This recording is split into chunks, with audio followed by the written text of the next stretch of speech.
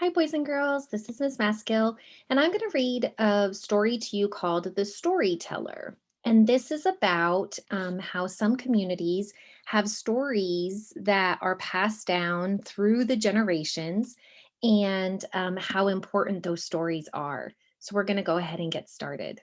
The Storyteller by Evan Turk. So this is a story from Morocco. And so you can see right here is Morocco. This is a little map to show you. So Morocco is their Spain is over here and it's a part of Africa. So we have the Sahara is the big Sahara Desert is over here on this side. And then over here, the blue is the Atlantic Ocean. I really like the pictures in this book. They're very detailed. They're beautiful illustrations. The Storyteller.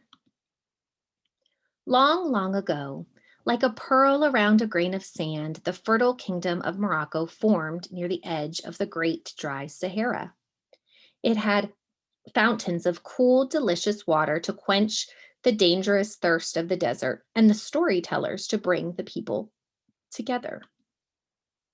But as the kingdom grew and life became easier, the people forgot their fear of the desert.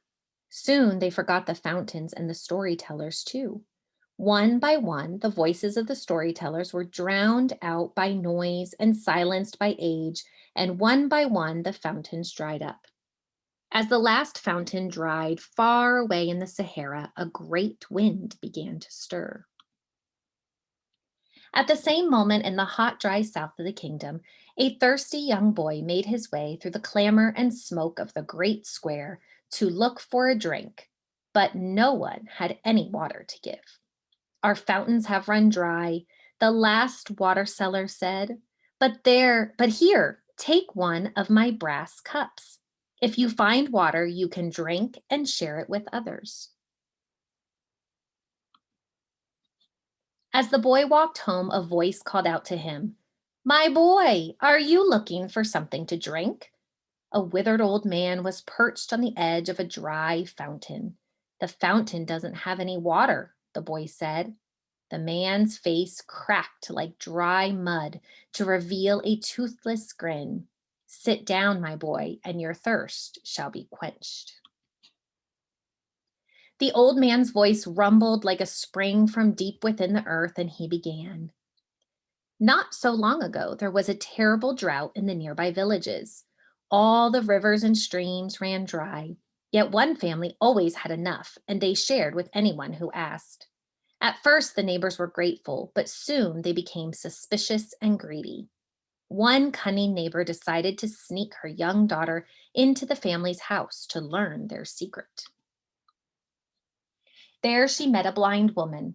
Pretending to be the woman's granddaughter, she asked in her sweetest voice, "Won't you please tell me why we always have water?" The blind woman laughed a gravelly laugh. "Our family has never been in want of water, thanks to the great blue bird that lives in our courtyard. I was given the bird by my mother, and she by hers, and so on, back 1,000 years. And for 1,000 years, the glittering bird has always flown and found us water, no matter how dry the land becomes. But where did the bird come from?" The blind woman smiled and replied, "Ah, well, that is a story for another day." As the old man uttered these words, the boy discovered that his brass cup was full of cool water. He gasped and looked at the storyteller. "But what about the bird?" he asked. "Come back tomorrow, and I shall tell you the story of the glorious blue water bird." The boy gulped down his water and rushed home. Far away in the Sahara, the wind swirled into an enormous sandstorm. The next morning, the boy awoke at dawn and ran to meet the storyteller at the fountain again. "Would you like to hear the story of the glorious blue water bird?" he asked. The boy nodded, and the old man began. The next day, the little girl snuck in and asked the blind woman again, "Where did the bird come from?" "Ah, yes. Many years ago, my great great grandmother's great great grandmother was a carpet weaver. Our village again had a terrible drought, and people had to travel far to find water. One day, a very old woman walked into the weaver's home with a bundle wrapped in cloth. My dear, are you thirsty? She asked. Oh, my, yes, the weaver replied. We haven't a drop in our whole village. The old woman smiled and unwrapped her bundle to reveal a spindle in the most beautiful, shimmering blue yarn. I was once a weaver as well, she said, but I have grown old and can no longer trust my hands. Please take this yarn and create something for the people to hope for, and I promise your thirst will be quenched. Where did you come by this beautiful yarn?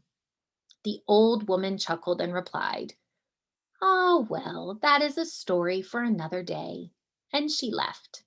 The old man smiled, and again the boy's brass cup was full of beautiful, clear water. But what about the yarn? The boy asked. Come back tomorrow, and I shall tell you the story of the miraculous yarn. So the boy drank his water and headed home.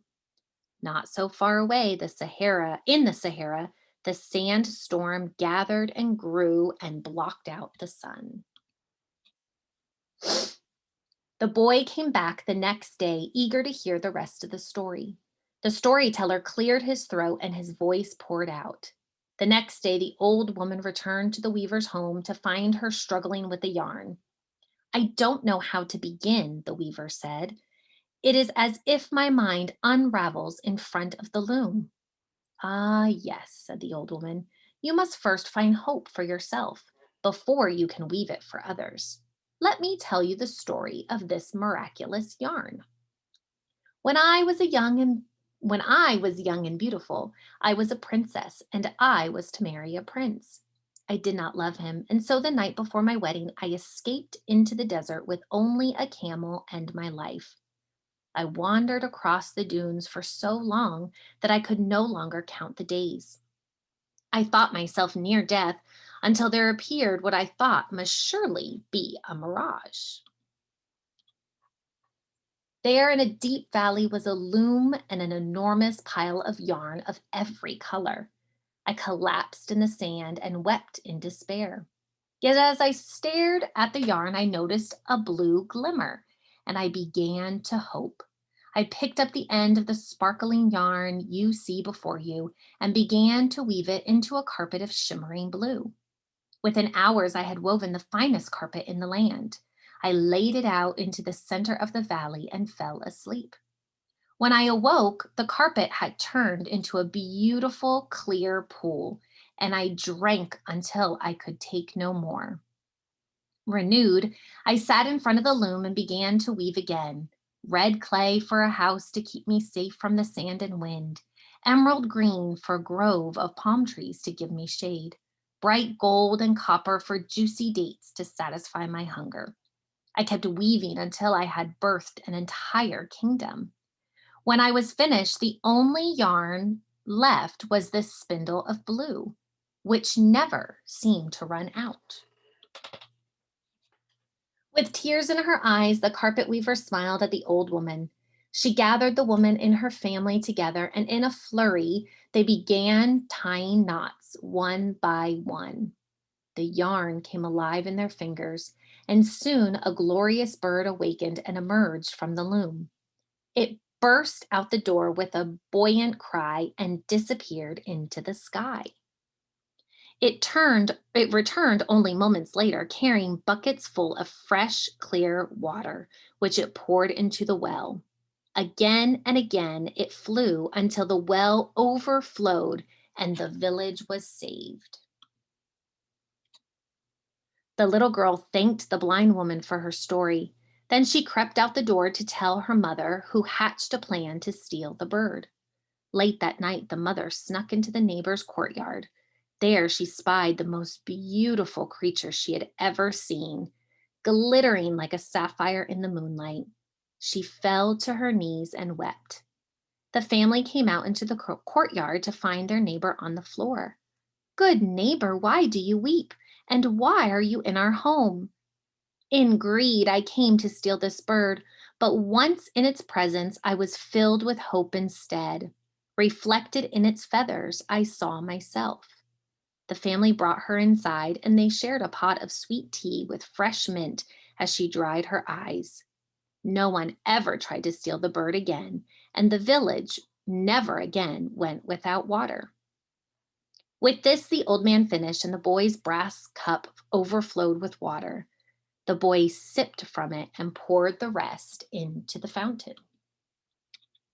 At that very moment, the sandstorm arrived at the gate to the city in the form of an enormous Dinjan. His voice boomed across the trembling walls. I am the desert, and now that your fountains are gone, I shall destroy your city at sundown and make you part of the desert again. The boy and the storyteller smiled at each other, and the boy ran to the gate. Oh, mighty Sahara, before you destroy us, let me tell you a tale, and perhaps you will reconsider, he shouted to the wind. I have made up my mind, but you may continue, and then I will destroy your city at sundown. And so the boy began to tell the tale of the endless drought. The Dinge was intrigued and failed to notice the sun setting. But what about the bird? He asked when the boy had finished. It was nearly dark now, and a small circle of people had formed. Oh, well, that is a story for another day, the boy replied. If you spare our city tonight, tomorrow I will tell you the tale of the glorious blue water bird. The Dinge agreed and faded into the desert for the night.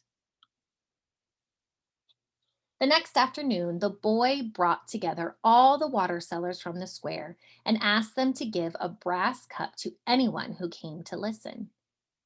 The Dinge arrived at the gate and said, Tell me your tale, and then I will destroy your city at sundown. The boy began the tale, and as he did, more and more people crowded around, and each one was given a brass cup. The Dinge again failed to notice the sun setting as the boy told his story. And by the end, the sun had been down for some time. The crowd gasped to see their cups full of water. But what about the yarn? The Dinge asked. Oh, well, that is a story for another day, the boy said. If you spare our city tonight, tomorrow I will tell you the story of the miraculous yarn. The Dinge yawned, agreed, and disappeared back into the desert.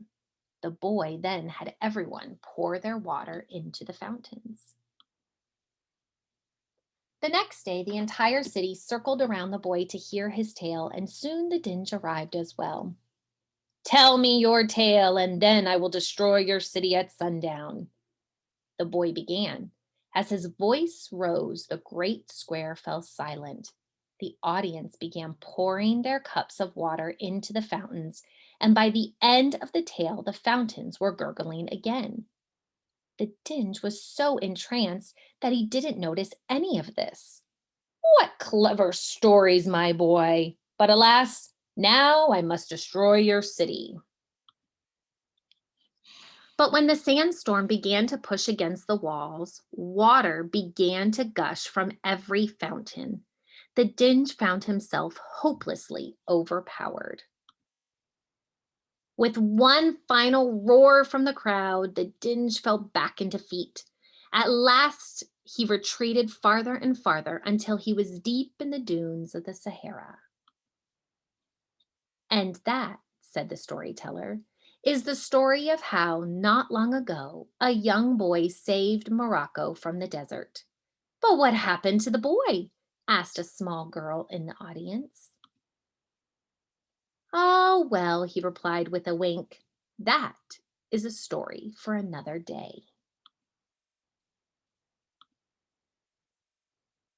Boys and girls, I hope you enjoyed this story from a different culture, and we can see how storytelling is very important for traditions and for sharing stories and lessons. I wonder what lesson you learned from this story. Maybe you can talk about it with your family. We'll see you soon.